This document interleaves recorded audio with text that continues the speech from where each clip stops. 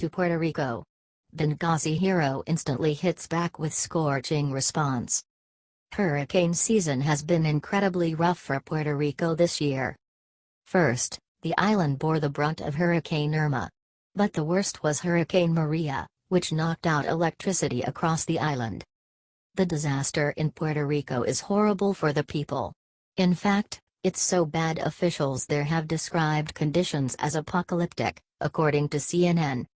With the situation so dire, former Democratic presidential candidate Hillary Clinton decided to politicize it. What did she do? Clinton fired off the following tweet to President Donald Trump. Benghazi survivor and former Army Ranger Chris Pantos saw Clinton's tweet, and he fired back on her asking to send help. Pantos tweeted,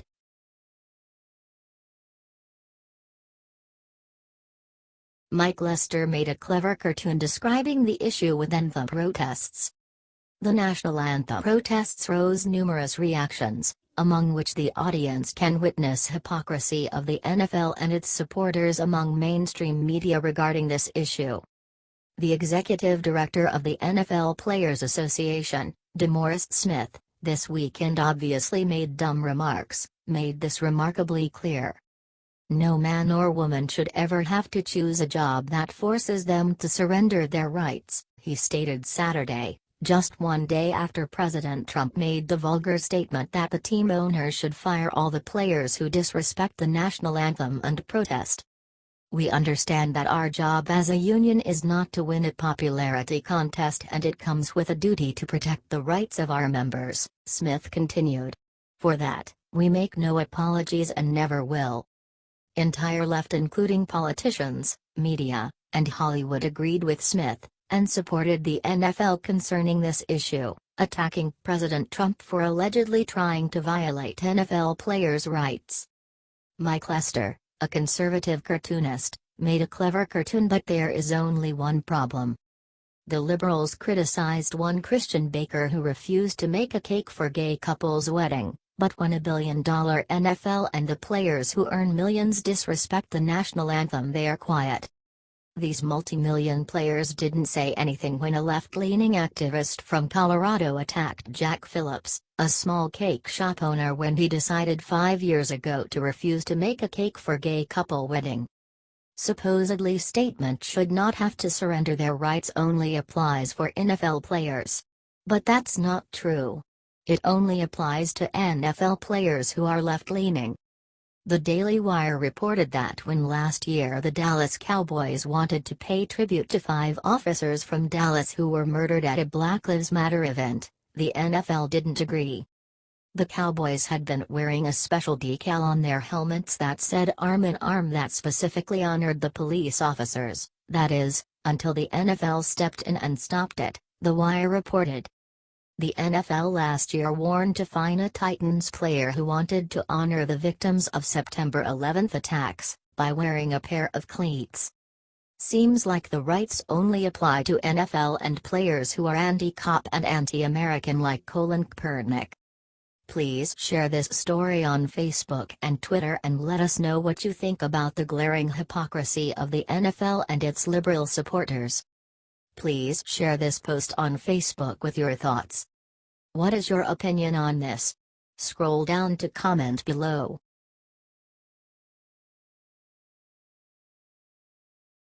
Watch Ronald Reagan's speech from 1981 surfaces, puts every anthem protester to shame. Ronald Reagan continues to be a beloved icon of conservatism even 13 years after his death. What endeared the 40th president to so many is that he was unequivocally, unapologetically pro-American. He loved his country and believed it was something worth fighting for. A recording of Reagan's first inaugural address is making rounds on the internet as the public debates the issue of national anthem protesting NFL players. As seen on YouTube, Reagan's powerful speech declared that the U.S. is exceptional and unique, something to be proud of. He went on to describe the enormous sacrifices so many Americans have made for this nation, including their very lives. Reagan assumed the presidency at a time of uncertainty and fear, much like today. His predecessor, Jimmy Carter, was often criticized for his tepid handling of international affairs, particularly his response to the Iran hostage crisis. Carter was also president during a time of high inflation, high interest rates, oil shortages, and slow economic growth. Reagan articulated a powerful point that the talents and innovation of the people themselves, not the government, are what make America great. In this present crisis, government is not the solution to our problem, government is the problem. From time to time we've been tempted to believe that society has become too complex to be managed by self-rule, that government by an elite group is superior to government for, by, and of the people. Well, if no one among us is capable of governing himself, then who among us has the capacity to govern someone else? Reagan's comments are especially significant in the face of football players who have benefited immensely from America's free market system, gaining a wealth most people on earth will only ever dream about. Reagan believed every American has the full capacity to lift himself up to success if he chooses, as long as the government gets out of his way. The NFL players are evidence of that proposition. Yet these same players repeatedly lament systemic oppression while basking in millions of dollars. But Reagan didn't stop there. Whereas these protesting NFL players see America as a morally corrupt country that is undeserving of their reverence, Reagan said the nation is worth dying for. While these overpaid football players consider themselves heroes for taking a knee during the national anthem, Reagan made it clear who the true heroes are. Those who say that we're in a time when there are not heroes, they just don't know where to look. Beyond those monuments to heroism is the Potomac River, and on the far shore the sloping hills of Arlington National Cemetery, with its row upon row of simple white markers bearing crosses or stars of David. They add up to only a tiny fraction of the price that has been paid for our freedom, he said. He continued, each one of those markers is a monument to the kind of hero I spoke of earlier. Their lives ended in places called Below Wood, the Argonne, Omaha Beach, Salerno, and halfway around the world on Guadalcanal, Tarawa, Porkchop Hill, the Chosin Reservoir, and in 100 rice paddies and jungles of a place called Vietnam. Reagan then told the story of Martin Treptow, a young man who fought and died on the Western Front in World War II. In his diary left behind was his pledge, which included the following immortal words. I will save, I will sacrifice, I will endure, I will fight cheerfully and do my utmost, as if the issue of the whole struggle depended on me alone. That's heroism. It's a lesson the NFL players would do well to learn.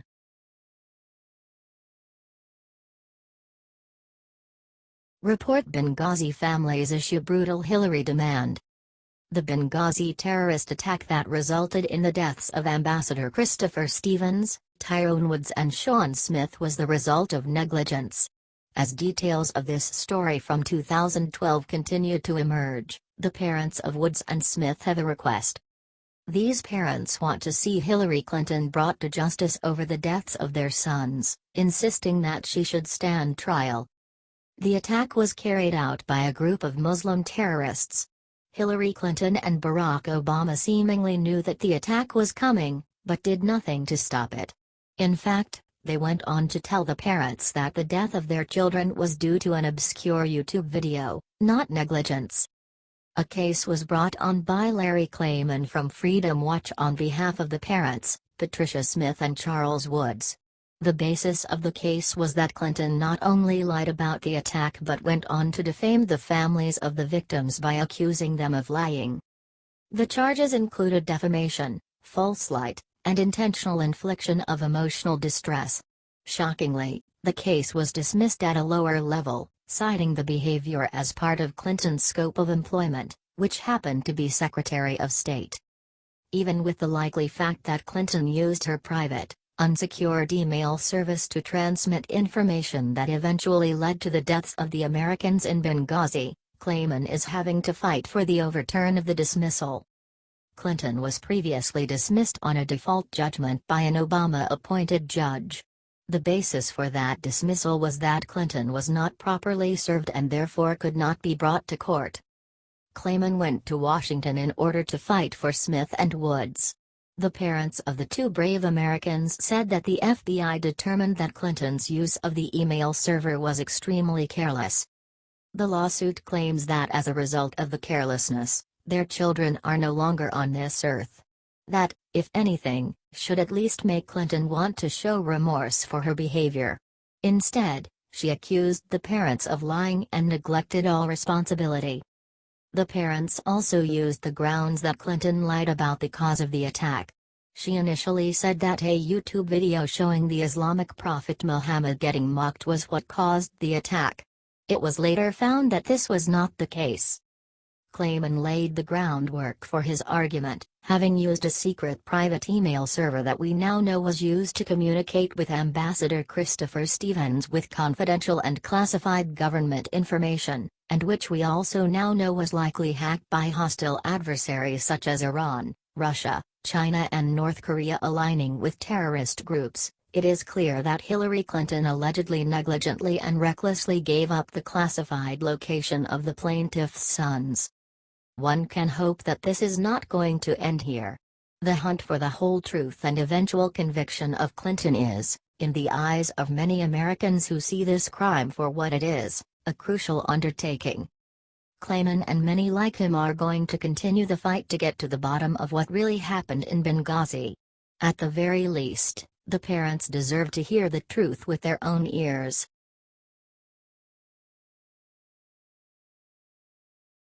Epic. Donald Trump Jr. trolls nasty librarian who declined First Lady Melania's racist Seuss books.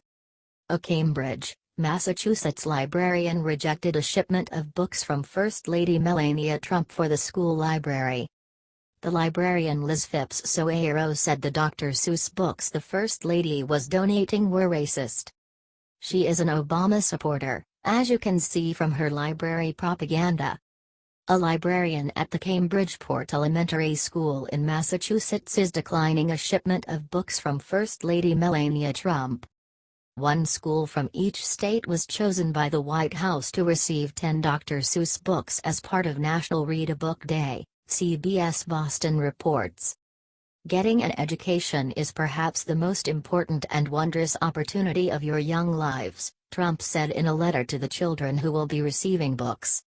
The school's librarian, Liz Phipps Soeiro, wrote a lengthy editorial for the Horn Books family reading blog explaining why her school does not need the books. Liz Phipps Soeiro wrote an editorial in the local paper calling Dr. Seuss a racist. Yearly per pupil spending in Cambridge is well over $20,000. Our city's values are such that given a huge range in the socioeconomic status of our residents, we believe that each and every child deserves the best free education possible and are working hard to make that a reality. Most classrooms maintain a 60-40 split between free, reduced lunch and paid lunch. This offers our Title I school and the district a lot of privilege and room for programming and pedagogy to foster high standards of excellence. Even so, we still struggle to close the achievement gap, retain teachers of color, and dismantle the systemic white supremacy in our institution. But hell, we test well. And in the end, it appears that data, and not children, are what matters. Another fact that many people are unaware of is that Dr. Seuss's illustrations are steeped in racist propaganda, caricatures, and harmful stereotypes. Open one of his books, If I Ran a Zoo and to think that I saw it on Mulberry Street, for example, and you'll see the racist mockery in his art. It turns out that this liberal miscreant only think Dr. Seuss is racist because First Lady Melania Trump was involved. Soeiro was pictured in a cat-in-the-hat outfit just a couple years ago with a huge smile on her face. Typical liberal, hypocritical and full of hate. Twitter unleashed on Soeiro and Donald Trump Jr. decided to jump in and troll the liberal lunatic who attacked First Lady Melania. Don Jr. tweeted over a picture of Soeiro in a cat-in-the-hat outfit and said, "It's almost as if some throw around accusations of racism like a wild card to bolster a stupid argument and score cheap political points." Others piled on as well.